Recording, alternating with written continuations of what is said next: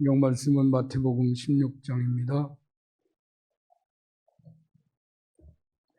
마태복음 16장 13절에서 20절을 봉독합니다.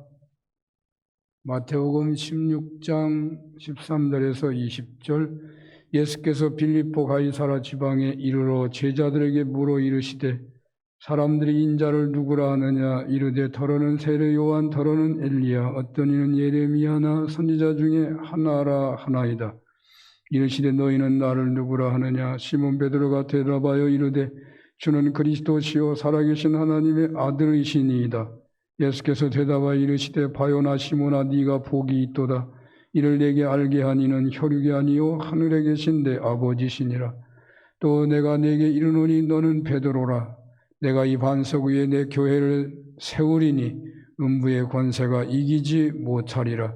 내가 천국 열쇠를 네게 주리니 네가 땅에서 무엇이든지 매면 하늘에서도 매일 것이요 네가 땅에서 무엇이든지 풀면 하늘에서도 풀리리라 하시고, 이에 제자들에게 경고하사 자기가 그리스도인 것을 아무에게도 이르지 말라 하시니라. 아멘. 오늘 예배 학생들이 함께 했습니다.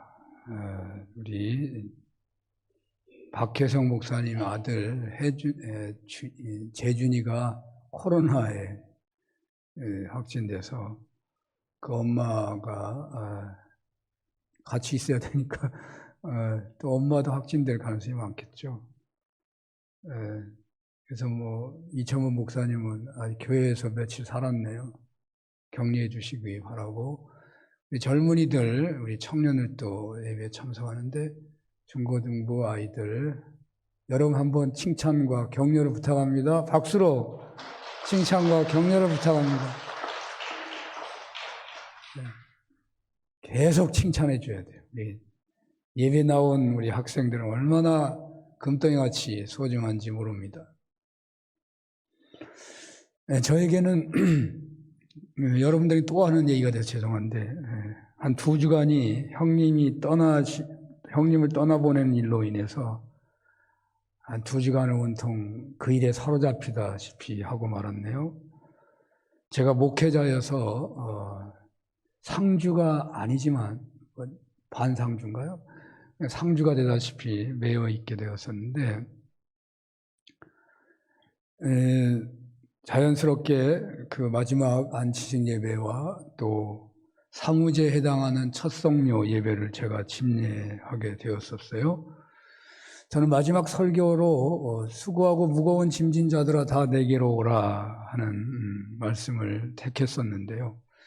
제가 이 본문을 선택하게 된 것은 형이 운명하시기 2주 전에 세례를 받았는데 과연 그것이 진실한 것이냐 아니냐 하는 생각들을 믿지 않는 자손들이나 주변 사람들이 품고 있다는 생각이 드는 거죠. 제 자신에게도 그런 생각이 들어서 그에 대한 답이 있어야 하겠다 했었습니다. 과연 형의 세례가 하나님이 받아주셨을까? 세례를 받아주셨을까? 그 고백과 결단이 진실했을까? 너무 몸이 아파서 그만 아내의 마지막 부탁 들어준 것인지, 마지막이 다가오는데 자신의 곁에 아무도 없는 것 같고, 그런데 천만다행으로 아내가 같이 있어주니까 또 그 아내가 간곡하게 말을 하고 그 말을 따라주지 않으면 영원히 함께 있을 것 같은 아내조차도 멀어져 버릴 것 같으니까 자신도 모르게 허락한 것인지, 아니면 성령님께서 친히 개입하셔서 탕자가 돌아오듯이 하나님께로 돌아온 것인지 정확히는 모르지만 하나님은 아시겠죠. 사무예배를 요즘에 묘를 쓰지 않으니까 하루 지나고 보통 하는 것인데 바로 다음 날 예배 드리기로 했기 때문에 저는 하루 종일도 아니고요. 바로 하루 만에 예배해야 하니까 정말 세례가 진짜냐 가짜냐 하고 계속 묵상하고 지냈었는데요. 그래서 수고하고 무거운 짐진 자들을 부르시는 예수님, 그래서 예수님은 어느 누구라도 부르시고 사람을 제한하지 않으시고 시간도 제한하지 않으시는 거죠. 어렸을 때든지 또 나이가 들었을 때든지 환경이 안 좋다든지 이런 조건은 전혀 없는 거죠. 죽기 직전에도 아멘 하면 저는 되는 줄로 믿습니다. 그러니까 주님에게 나오기만 하면, 주님의 부르심에 응답하기만 하면 안식과 구원을 주신다는 말씀이잖아요. 수고하고 무거운 짐진 자들아 다 내게로 오라 그랬으니까요. 그런데 한 사람이 변한다는 것이 얼마나 힘든 것인지 우리도 내가 안 변하는 걸 알잖아요. 여러분도 잘 변해요? 정말 안 변해요. 저도 아까 준비 찬송하는데 계속 회개만 나오더라고. 왜 내가 이렇게 안 변하는지 모르겠어요. 좀 잘해야 되네, 성숙해야 되는데 이 성숙이 잘 안 돼요. 그러니까 세상에 80평생을 살아오면서 유학의 길만 걸어갔는데 돌아가시기 한 2주 전에 세례받았다고 하는 것을 그렇게 누가 믿기가 쉽겠어요? 나도 잘 안 믿어지고 본인도 잘 안 믿어지고 옆에 사람도 안 믿어지잖아요. 그러니까 사람이 변한다는 것이 얼마나 힘든 것인지 분명히 목회자 앞에서 증인 앞에서 고백하고 서약을 하는 세례를 받았는데도 이게 믿어지기가 쉽지 않더라고요. 아내와 가족들의 기도가 얼마나 길고 오래 지속되었는지, 또 믿는 가족들과 관계된 목회자와 교회 성도님들이 얼마나 기도를 많이 했는지, 해주셨는지, 장례 과정 속에서 이곳저곳에서 말하는 것을 들어보니까 이게 보통 많이 기도한 게 아니더라고요. 한 사람의 구원이 얼마나 힘들고 귀한 것인가 하는 것을 더욱 실감하지 않을 수가 없었습니다. 제가 태어나기 전에 이미 저희 아버지의 누님께서 고모님들인데 예수를 잘 믿었다고 그러더라고요. 아주 독실한 기독교인이어서. 그런데 그 누나가 저희 아버지를 젖동량에서 키웠거든요. 할머니가 일찍 돌아가셨으니까. 그런 누나가 얼마나 동생을 애틋하게 생각하겠고 그 동생의 자녀들을 위해서 얼마나 간절히 기도했겠어요. 60년, 70년 이상 기도했고 또 며칠 전부터 여러분들께서도 얼마나 기도해 주셨냐고요. 그리고 그 결과로 유교 철학에 따라 전생을 살아온 분이 그렇게 예수님을 그리스도라고 고백하며 세례를 받게 되었다고 할 때에 참으로 한 사람의 변화가 거듭남이라 하는 것이 얼마나 어렵고 귀한 것인가를 새삼 다시금 생각하지 않을 수가 없습니다. 다시금 여러분들에게 감사를 드립니다. 고인의 거듭남은 물론 사람들의 기도의 공 때문이라고 할 수는 없습니다. 수고하고 무거운 짐진 자들아, 그렇게 아무런 조건 없이 구원회로 초대하시는 예수님 때문에 전적으로 가능한 것이었습니다. 하지만 예수님의 초대는 분명 사실이지만 그 초대를 믿고 받아들이기까지는 개인이 응답이 있어야 하는 것이기 때문에 그 역사를 만들어내시는 성령님의 역사가 나타나기까지, 고인의 입술로 고백하기까지 주변에서의 기도는 큰 역할을 했음이 분명하다는 거죠.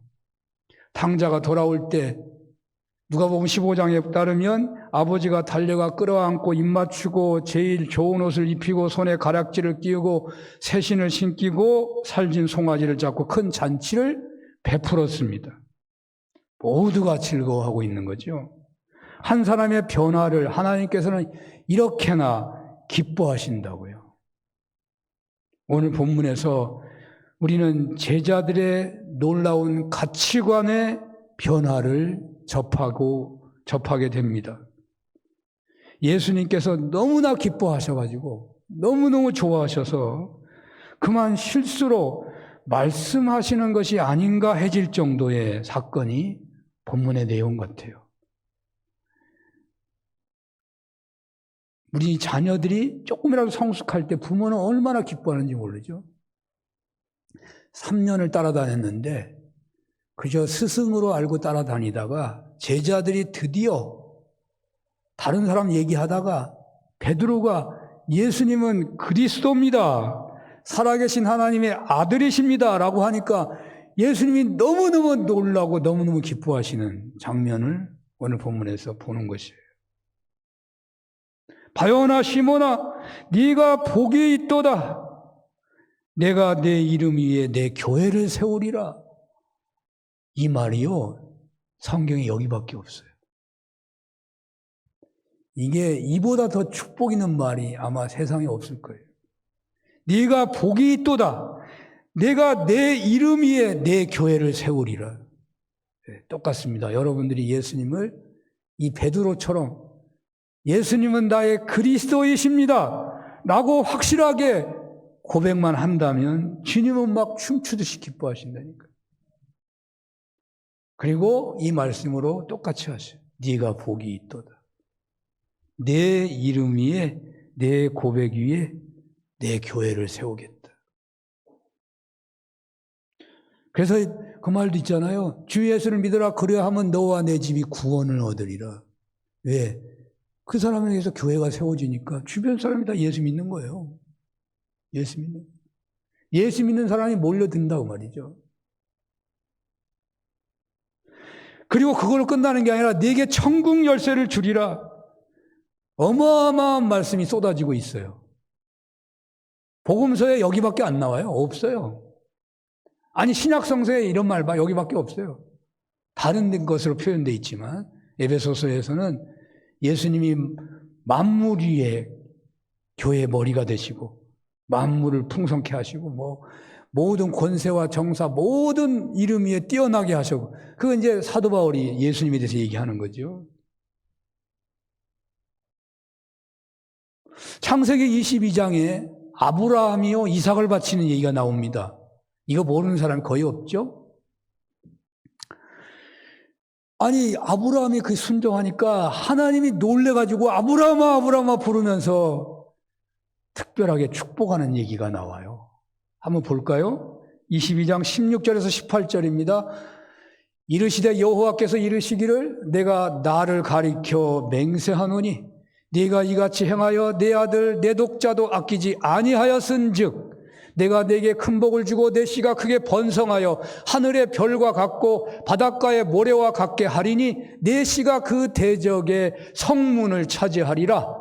또 내 씨로 말미암아 천하 만민이 복을 받으리니 이는 내가 나의 말을 준행하였음이니라 하셨다 하니라. 아멘. 이 말씀은 오늘 말씀하고 똑같지는 않아요. 근데 뭐가 똑같냐면 베드로의 고백에 놀란 예수님, 베드로의 아브라함의 순종에 놀란 하나님, 이 놀란 건 똑같은 것 같아요. 베드로의 고백에 놀란 예수님이 하신 말씀하고 아브라함의 순종에 놀란 하나님이 축복하는 말씀이 거의 똑같지 않냐고 말이에요. 하나님이 얼마나 놀라셨는지 몰라요. 아브라함이 설마 이삭을 칼로 제물로 바칠 줄은 하나님도 몰랐던 것 같아. 설마 하셨던 것 같아. 그래가지고 친히 하나님이 맹세를 하셔. 여러분 맹세는 뭐 하나님 앞에서 하든지 증인 앞에서 하든지 뭐 이런 거예요. 근데 하나님은 누구를 걸 수가 없잖아요. 그러니까 하나님이 자신에게 내가 내게 맹세한다고 말하잖아요. 그러니 이 복은 영원히 지워질 수 없는, 끊어질 수 없는, 멈출 수 없는 복이에요. 내가 내게 내 자신을 가르쳐 맹세하시면서 하나님이 내가 내게 복을 주며 내 자손이 크게 번성하며 너와 내 자손으로 말미암아 천하 만민이 복을 받을 것이다. 하나님이 너무나 놀라고 감동이 되셔가지고 여러분 사람이 변한다는 것은요 어마어마한 거예요. 사람이 성숙하다는 것도 어마어마한 거죠. 하나님이 원하시는 만큼 잘하면 하나님은 너무너무 좋아하시는 거죠. 그러니까 예수님을 스승으로 알고만 따라갔던 제자들이 예수님의 그리스도라고 고백하니까 예수님이 놀라시고 계셔요. 너무너무 놀래갖고 말이죠. 여기서 뭐라고 말씀하세요? 우리 13절에서 16절 한번 볼까요? 13절에서 16절 예수께서 빌립보 가이사라 지방에 이르러 제자들에게 물어 이르시되 사람들이 인자를 누구라 하느냐? 이르되 더러는 세례 요한 더러는 엘리야 어떤 이는 예레미야나 선지자 중에 하나이다. 이르시되 너희는 나를 누구라 하느냐? 시몬 베드로가 대답하여 이르시되 주는 그리스도시요 살아계신 하나님의 아들이시니이다. 그러니까 이 말이 끝나자마자 예수님이 내 이름 위에 교회를 세우겠다. 그리고 너에게 내가 천국 열쇠를 주고 그리고 이곳에서 풀면 하늘에서 풀리고 이곳에서 매면 하늘에서 매일 것이다. 이 어마어마한 말씀을 하고 계시잖아요. 예수님은 이방 땅에 가신 거예요. 지난번에도 이방 땅 얘기를 했는데 이 연속적인 거예요. 이방 땅에 왜 가셨는가? 여러 가지 의미가 있겠죠. 목표가 있겠죠. 그 얘기 뭐 3가지 한 적이 있는데 이방 땅에서도 복음을 전해야 되니까 가셨고 이방인에게 제자들로 하여금 복음을 전하라고 가신 거고 그거 또 이방 땅에서 많이 제자들에게 특별하게 가르칠 수 있기 때문에 가신 거예요. 사실 여러분들 교회에 나와서 예배드리는 거 어찌 보면 이런 차원이 있는 거예요. 집에서 누워서 예배드린다고 이게 제대로 말씀이 전해지기 쉽지 않잖아요. 이런 특별한 시스템을 갖추고 이렇게 할 때 더 말씀이 잘 전해지는 거죠. 그래서 이방 땅에 예수님이 유대 땅에 갈릴리에 있게 되면요. 사람들이 너무 많이 몰려오니까 그 치료해달라는 사람이 너무너무 많으니까 제자들하고만 있는 시간을 갖기가 거의 어려운 거예요. 불가능해요. 그래서 이방 땅에 가신 거예요. 근데 거기가 가이사라 빌립보라고 오늘 성경은 말하고 있죠. 빌립이라는 그 헤롯의 아들이 가이사를 위해서 항구 도시를 하나 지은 거예요. 요즘 말하면 신도시를 세운 거예요. 신도시. 그래서 가이사라 그 도시 이름을 가이사하고 빌립이라고 이름을 섞어가지고 가이사라 빌립보라고 지은 거죠. 또 거기에는 로마 군대가 진주하고 있어요. 자, 로마 군대가 있는데 유대인들이 올 리가 없죠. 별로 사람들이 없는 데란 말이죠. 그래서 그곳에 오셔서 예수님이 제자들을 가르치려고 하신 거죠. 특별히 예수님이 십자가를 지시고 죽게 되실 것을 미리 예고하려고 오신 거예요. 근데 그 예고하기 전에 반드시 확인하고 싶은 게 있었던 거죠. 그게 뭐냐면 너희들은 나를 누구라 하느냐. 예수님에 대해서 분명한 고백을 해주기를 원했던 거예요. 그래서 이렇게 묻고 계시는 거죠. 예수님은 가르치는 방법이 특이하죠. 예수님의 가르치는 방법을 우리가 좀 배우면 좋을 것 같아요. 뭐 내 말을 들으라고 가르치지 않고 이렇게 궁금하게 자꾸 일부러 상대방에게 물어봐요. 물어봐가지고 대답을 듣고 그 대답을 들은 다음에 설명을 하시는 방법으로 주님은 이런 방법으로 자주 가르치곤 하시죠. 그러니까 상대방하고 소통하며 가르치는 거죠. 일방적으로 가르치는 게 아니고 그들의 수준을 봐가면서 가르치는 거죠. 사람들이 나를 누구라 하느냐? 그리고 너희는 나를 누구라 하느냐? 사람들은 예수님을 세례 요한이라고 하고 더러는 엘리야라고 하고 더러는 예레미야라고도 하고 뭐 이런 말을 하죠. 세례 요한이라고 하는 것은 세례 요한이 죽었다가 살아난 사람이라고 본다는 거죠. 엘리야는 이스라엘의 최고의 예언자죠. 그는 죽음을 보지 않고 승천한 예언자거든요. 또 유대인들은 메시아가 오시기 전에 엘리야가 먼저 오신다는 그런 예언을 믿고 있는 사람들이에요. 말라기서 4장 5절에 그런 예언이 있어요. 그래서 유대인들은 절기를 지킬 때, 특히 유월절을 지킬 때는요, 자리 하나를 만들어 놓고 지켜요. 왜? 엘리야가 오시기를 기다리고 있는 거예요. 그러니까 우리는 지금 예수님을 기다리지만 어떤 의미에서 이스라엘은 엘리야를 기다리고 있는지도 모르죠. 아니, 그들도 엘리야가 이미 오셨는 누구를 엘리야로 아는지는 알 수가 없어요, 저도. 우리는 세례 요한이 엘리야잖아요. 그러니까 세례 요한이 오셨고 예수님이 오신 거죠. 근데 이렇게 이들이 하는 말, 사람들이 하는 말도요, 예수님에 대해서 상당히 호의적인 태도이잖아요. 예수님을 세상 사람들이 무시하지 않고 있는 거예요. 사실이죠. 예수님을 따르는 사람이 그렇게 많았는데 누가 무시할 수 있겠어요? 예수님은 최고의 메시아다. 아니, 예언자다. 예수님은 그리스도가 오시기 직전에 엘리야다. 뭐 이런 말을 하는데, 이런 말을 오늘날도 불신자들이 그런 말을 해요. 뭐 4대 성인 중에 한 사람이다. 뭐 이 말하고 비슷한 거죠. 예수님은 뛰어난 어떤 예언자다. 신화적인 인물이다. 성인이다. 뭐 불신자들도 이렇게 말을 하는데, 불신자들이 이렇게 말을 하면 우리는 굉장히 이렇게 호감이 가는 거죠. 그래서 뭐 금방 저 사람이 예수 믿을 것 같아 하지만 실상은 더 안 믿어요. 이런 사람들이 더 안 믿더라고. 예수님은 위대한 스승이 맞아요. 그러나 주님은 우리들의 그리스도이신 거예요. 그러니까 스승으로만 멈추면은 우리 예수 믿는 게 아니에요. 예수님은 인간의 몸으로 오신 하나님의 아들이시다 말이죠. 예수님은 우리의 왕이시고 우리들의 주인이시고, 그래서 예수 믿는 사람들은 예수님에게 배우는 사람이지만 그냥 예수님의 가르침에 따라가는 사람이 아니고, 또 따라가는 건 맞지만 내가 옳은지 그런지 판단해가지고 옳으면 따라가고 싫으면 안 가고 하는 그런 게 아니고 주님의 가르침에 아멘으로 따라가는 거예요. 그게 그리스도에 대한 우리의 태도인 거죠. 어떤 분들은요, 다른 사람의 고백을 중시하는 사람이 있더라고요.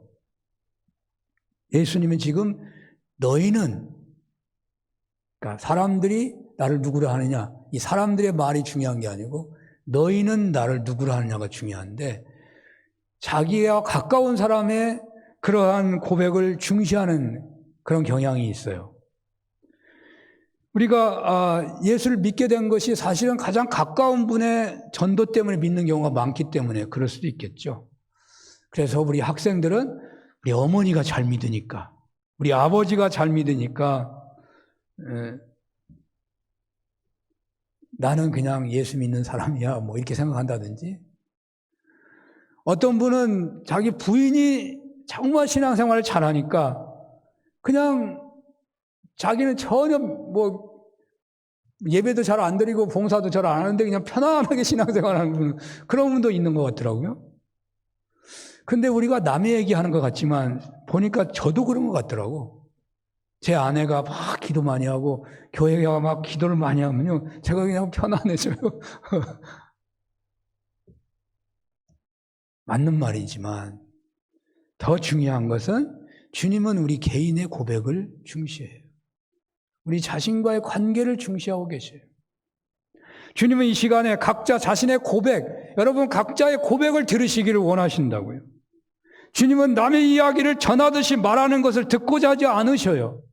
자신들의 진실한 고백을 듣기를 원하셔요.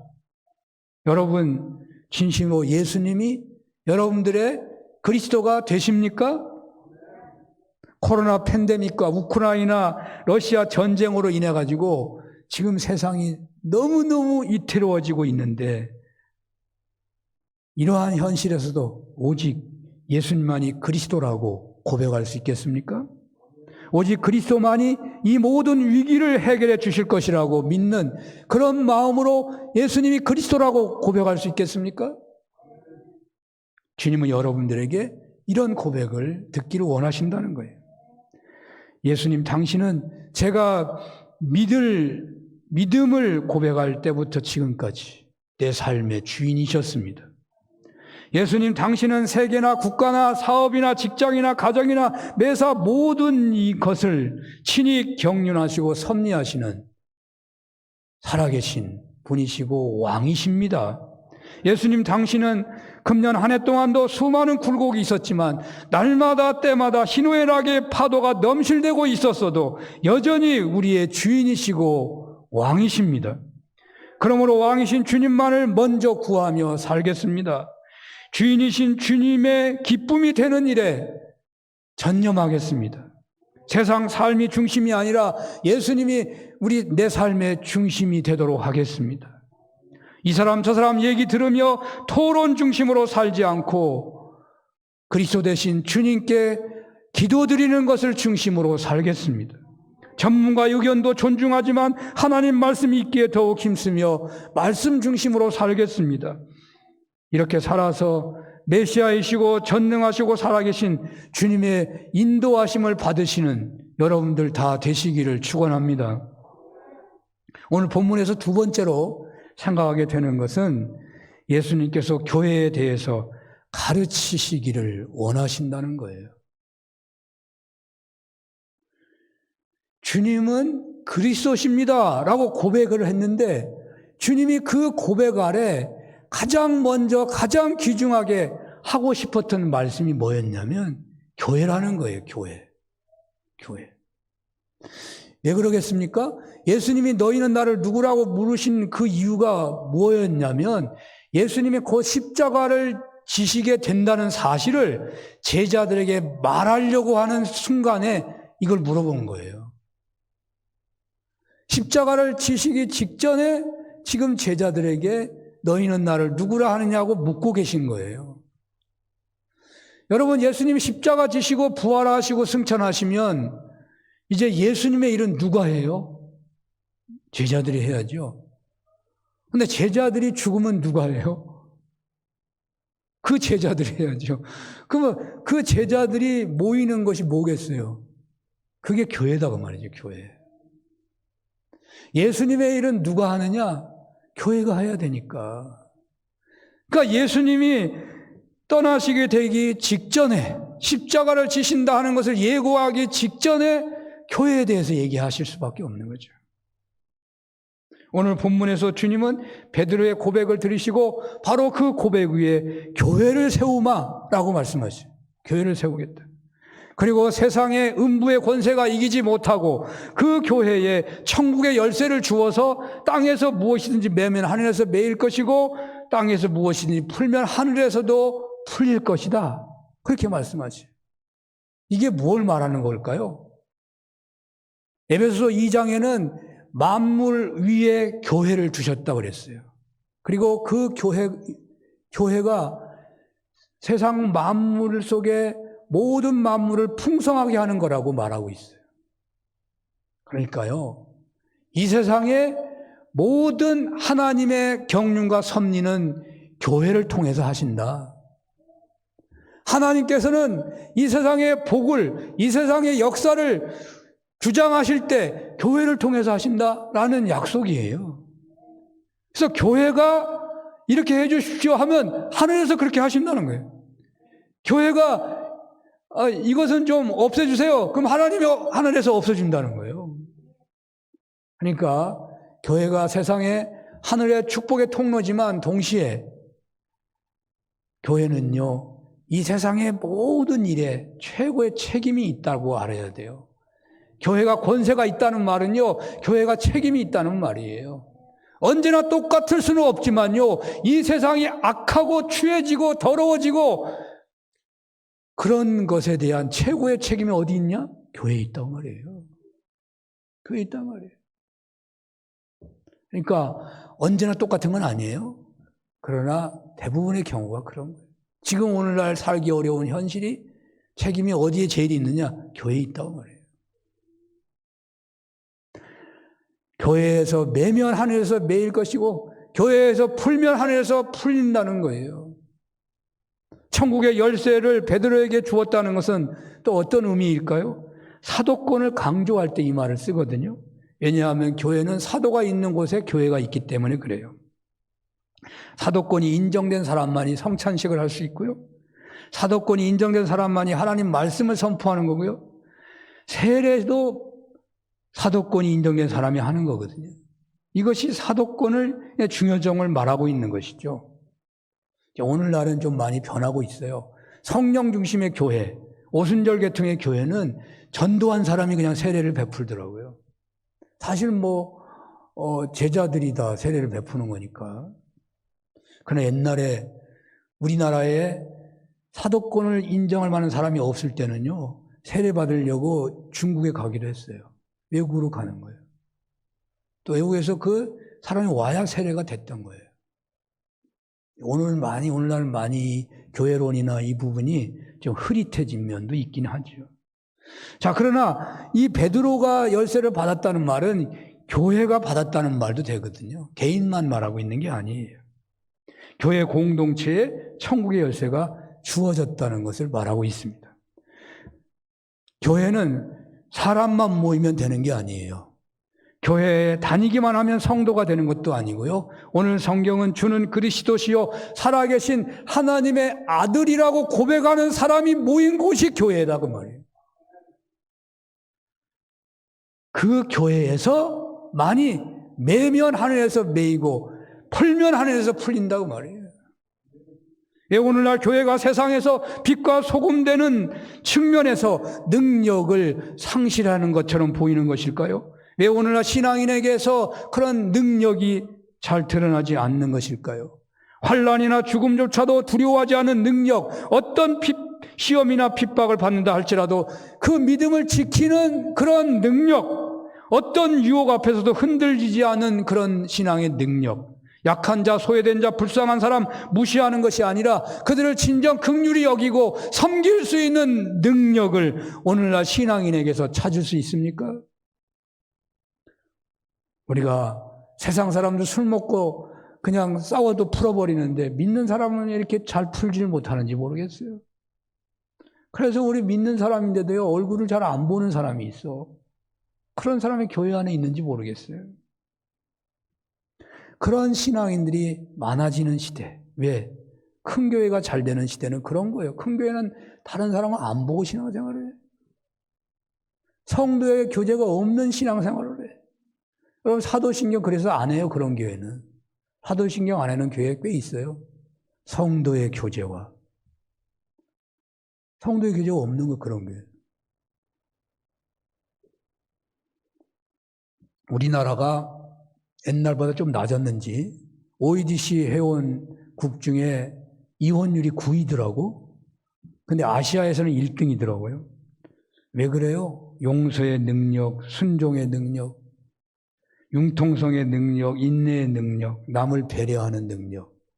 예수 믿는 사람들이 4분의 1이나 된다는 이 나라에 왜 이런 일이 있어요?